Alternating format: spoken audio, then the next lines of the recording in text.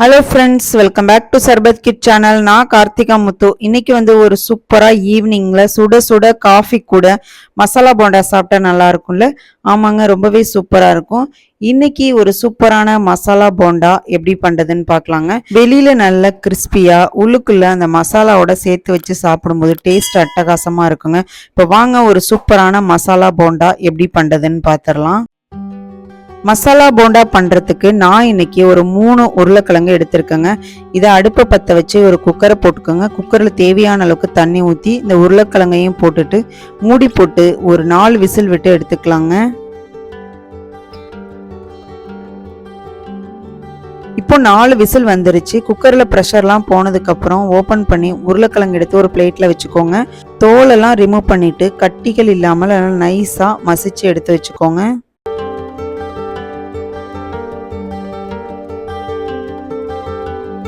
இப்போ உருளைக்கிழங்கு மசிச்சு சூப்பராக ரெடி ஆகிடுச்சுங்க. இப்போ அடுப்பை பற்ற வச்சு ஒரு கடாயை வச்சுக்கோங்க. அதில் 1 ஸ்பூன் அளவுக்கு எண்ணெய் ஊற்றிக்கோங்க. எண்ணெய் நல்லா சூடு வந்ததுக்கப்புறம் 1 ஸ்பூன் அளவுக்கு கடுகு உளுத்தம் பருப்பு போட்டுக்கோங்க. கடுகு நல்லா வெடிச்சதுக்கப்புறம் நறுக்கின இஞ்சி, பூண்டு, பச்சை மிளகாய், கருவேப்பிலை இது எல்லாத்தையும் போட்டு நல்லா வதக்கி விட்டுருங்க. இப்போ இஞ்சி பூண்டெல்லாம் நல்லா வதங்கினதுக்கு அப்புறம் 2 பெரிய வெங்காயத்தை சின்னதாக கட் பண்ணி போட்டு அதையும் எண்ணெயில் வதக்கி விட்டுருங்க.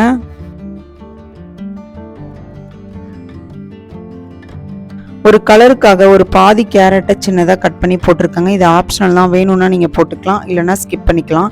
பட் இது போட்டிங்க அப்படின்னா ரொம்ப கலர்ஃபுல்லாக இருக்கும். இது எல்லாத்தையும் நல்லா வதக்கி விட்டுருங்க. நெக்ஸ்ட்டு 1/4 ஸ்பூன் மஞ்சள் தூள், இது கூடயே தேவையான அளவுக்கு சால்ட்டு சேர்த்து நல்லா மிக்ஸ் பண்ணி விட்டுருங்க.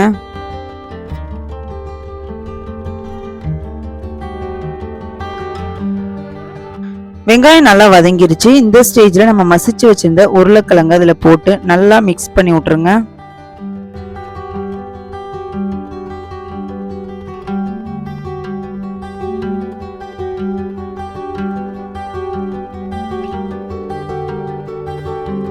இப்போ உருளைக்கிழங்கு நல்லா மசாலாவோட மிக்ஸ் ஆகிடுச்சுங்க. ஃபைனலாக கொத்தமல்லியிலேயே தூவி அடுப்பை ஆஃப் பண்ணிக்கோங்க.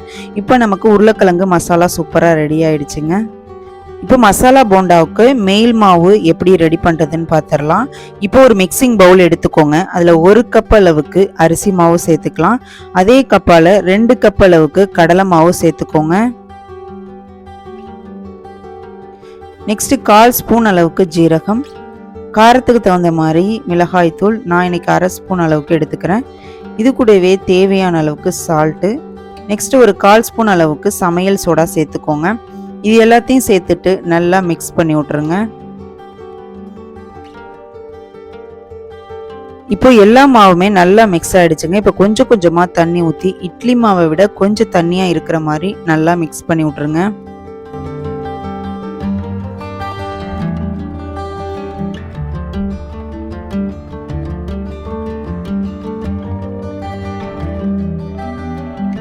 இப்போ நமக்கு மேல் மாவு சூப்பராக ரெடி ஆயிடுச்சுங்க. இது ஒரு சைடு இருக்கட்டும்.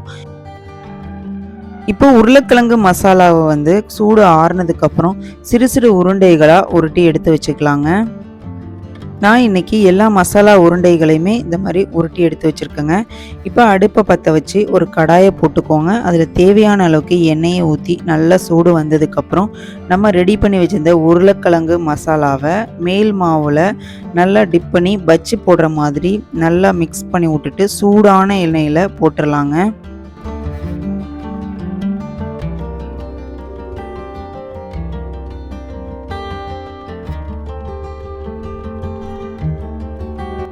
இப்போ மசால் போண்டா ஒரு சைடு நல்லா வெந்துருச்சுங்க. இப்போ இன்னொரு சைடு நல்லாவே திருப்பி விட்டு எல்லா சைடுமே நல்லா ஒரு கோல்டன் கலரில் வந்ததுக்கப்புறம் நம்ம எடுத்துக்கலாங்க.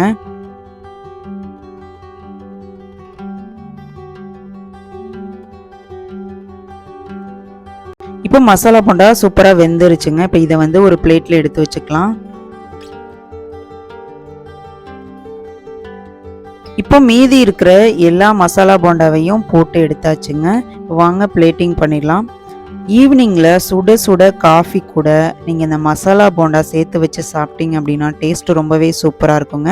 கண்டிப்பாக ஒரு டைம் ட்ரை பண்ணுங்கள். மசாலா போண்டா மேலே நல்லா மொறு நல்லா பஃபியாக இருக்குங்க.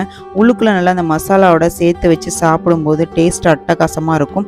கண்டிப்பாக ஒரு டைம் ட்ரை பண்ணி பாருங்கள். உங்களுக்கு இந்த வீடியோ பிடிச்சிருச்சு அப்படின்னா ஒரு லைக் பண்ணிவிட்டு உங்களோட ஃப்ரெண்ட்ஸ் அண்ட் ஃபேமிலிக்கு ஷேர் பண்ணுங்கள். நாளைக்கு ஒரு சூப்பரான ரெசிபியோட நான் உங்களை வந்து மீட் பண்ணுறேன். தேங்க்யூ ஃபார் வாட்சிங்.